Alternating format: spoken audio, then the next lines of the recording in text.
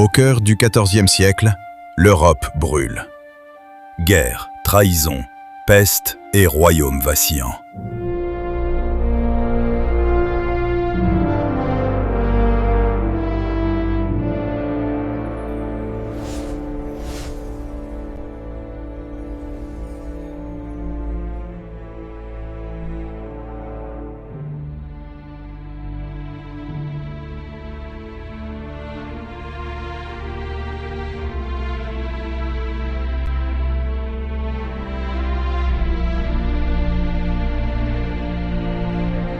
Je suis Philippe de Bourgogne.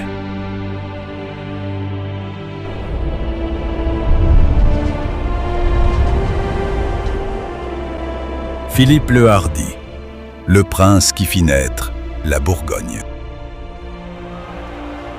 Au cœur du XIVe siècle, l'Europe vacille.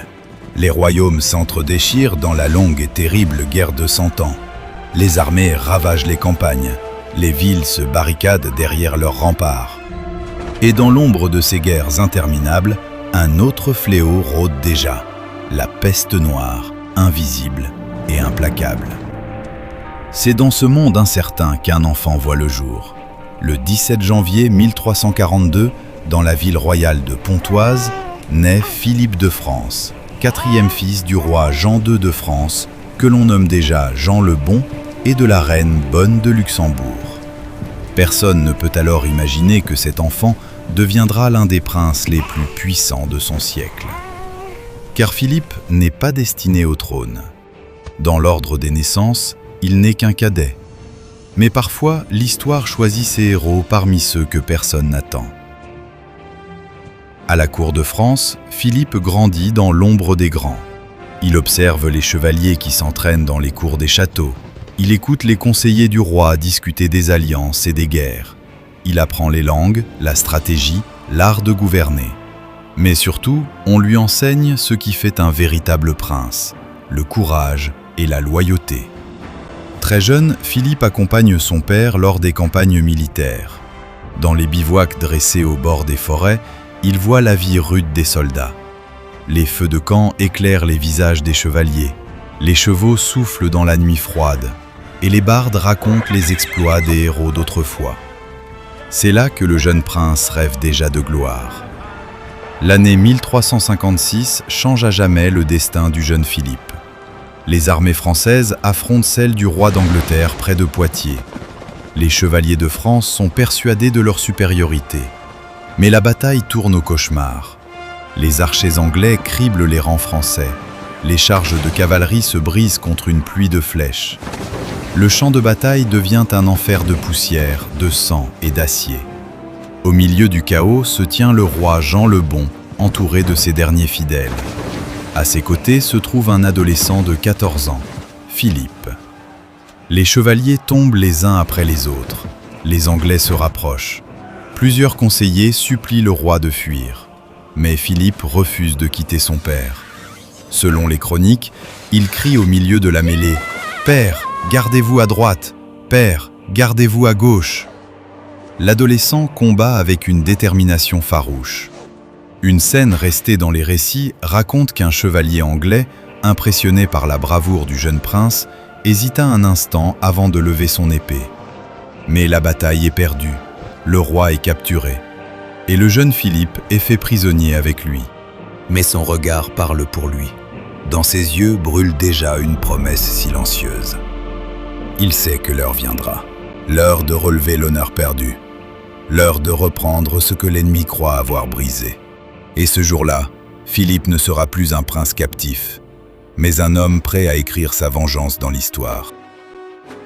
Dès lors, les chevaliers de France lui donnent un surnom qui restera dans l'histoire.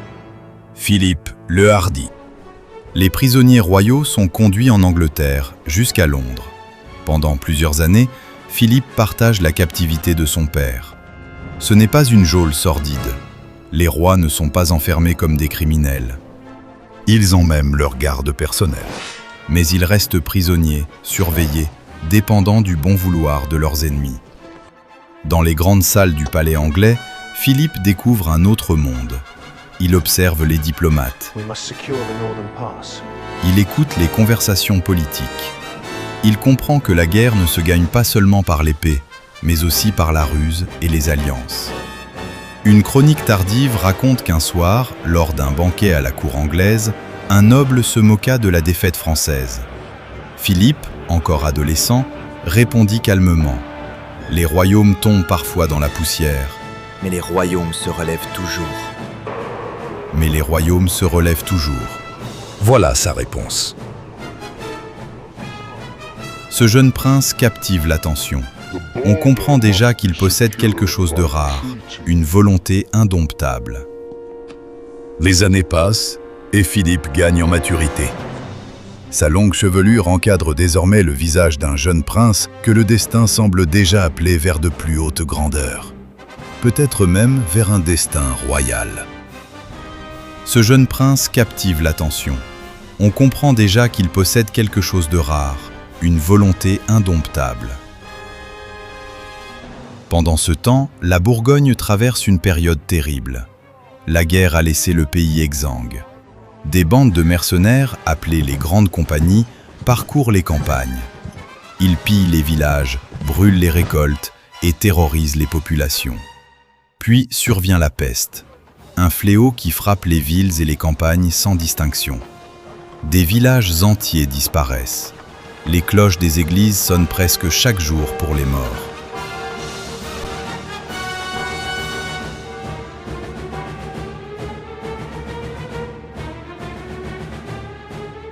Au château de Rouvres, le jeune duc Philippe de Rouvres, dernier héritier de la lignée capétienne de Bourgogne, tombe malade. Le 11 novembre 1361, sentant sa fin approcher, il dicte son testament. 10 jours plus tard, le 21 novembre, il meurt. Il n'a que 15 ans. Avec lui disparaît la vieille dynastie des ducs capétiens. Le duché de Bourgogne devient un territoire sans maître. Lorsque Jean le Bon revient de captivité, il doit décider du destin de la Bourgogne. Le royaume a besoin de stabilité. En 1363, il prend une décision qui changera l'histoire. Il confie le duché à son fils. Philippe devient duc de Bourgogne. Ce geste n'est pas seulement un acte politique, c'est la naissance d'une nouvelle dynastie, la Bourgogne des Valois. Philippe comprend immédiatement l'ampleur de sa mission. Il doit reconstruire un pays ruiné par la guerre. Une chronique raconte qu'à son arrivée à Dijon, le nouveau duc parcourut les rues en silence. Les habitants l'observaient derrière leurs portes. Le soir même, il aurait déclaré à ses conseillers « La Bourgogne n'est pas un héritage, c'est une promesse. Et je jure devant Dieu de la rendre plus grande qu'elle ne l'a jamais été. » En 1369, Philippe réalise un coup de maître politique. Dans l'église Saint-Bavon de Gand, il épouse Marguerite de Malle. Cette union transforme la carte de l'Europe. Marguerite est l'héritière de territoires immenses. La Flandre, riche et commerçante. L'Artois, Rethel, Nevers, le comté de Bourgogne. Lorsque son père Louis de Malle meurt en 1384, ces terres passent sous l'autorité de Philippe. Le duché de Bourgogne devient alors l'un des États les plus puissants d'Occident. Des marchands flamands aux chevaliers bourguignons, un nouvel ensemble politique est né. Une puissance qui rivalise désormais avec les rois. Le bâtisseur de la puissance bourguignonne. Sous le règne de Philippe le Hardi, la Bourgogne renaît. Les routes sont sécurisées, les villes prospèrent. Les échanges avec les Flandres enrichissent le duché.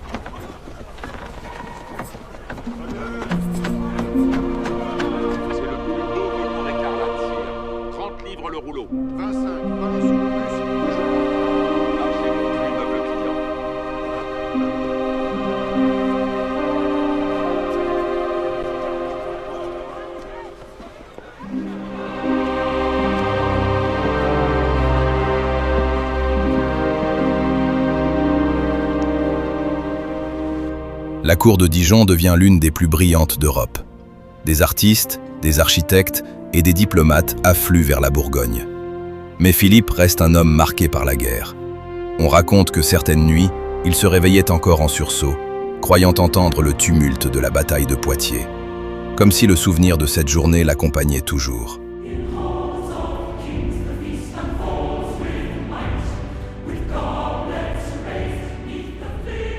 Dans les dernières années du XIVe siècle, alors que la Bourgogne est devenue l'un des États les plus puissants d'Occident, le duc Philippe le Hardi prépare déjà sa mémoire pour l'éternité. À Dijon, dans la Chartreuse de Champmolles, monastère qu'il a lui-même fondé, s'élève un projet grandiose. Un tombeau destiné à célébrer la puissance et la piété du premier duc valois de Bourgogne. L'œuvre est confiée aux plus grands artistes de leur temps. Le maître d'œuvre Jean de Marville en conçoit l'architecture monumentale. Puis le génie du sculpteur Claus Suiter donne vie à la pierre, avant que son neveu Claus de Verve n'achève l'ensemble. Autour du sarcophage, une procession silencieuse de petits moines sculptés, les célèbres pleurants, semble accompagner éternellement le duc dans son dernier voyage. Ainsi, bien plus qu'un simple tombeau, le monument devient une œuvre d'art majeure de la sculpture médiévale et l'un des symboles les plus puissants de la grandeur de la Bourgogne des Valois.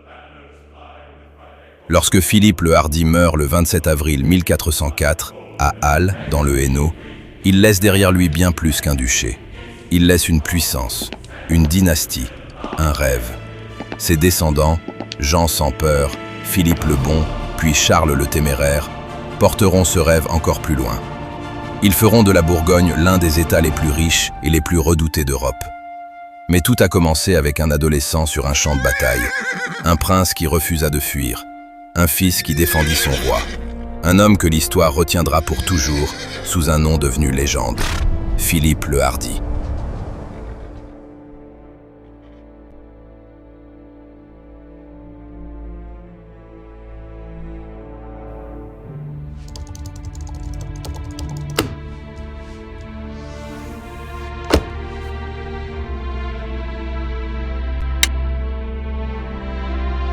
Parce qu'un autre cinéma naît.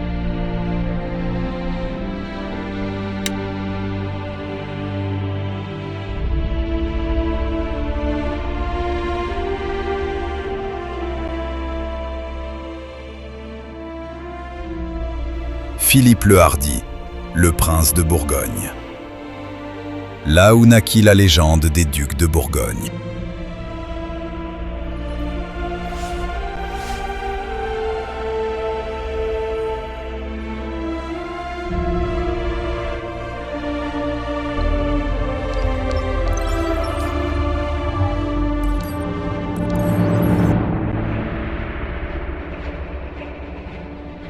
Vous venez de voir Philippe le Hardi, duc de Bourgogne, stratège, bâtisseur. L'homme qui fera naître l'une des plus grandes puissances d'Europe.